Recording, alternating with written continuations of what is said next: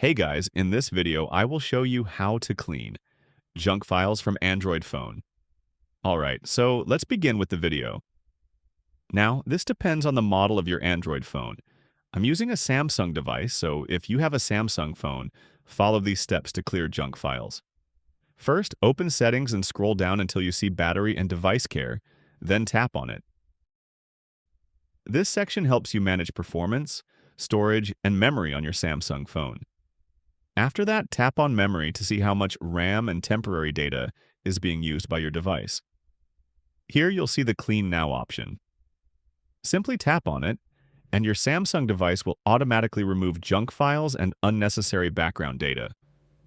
This process only takes a few seconds, and once it's done, your phone should feel smoother and more responsive. You can tap Clear Now 2 or 3 times until all junk files are removed. Cleaning junk files regularly can also help apps load faster and prevent storage-related issues in the future. And that's it. So that's basically how you can clean junk files from Android phone. So that's all for this video. See you in the next one. Thanks.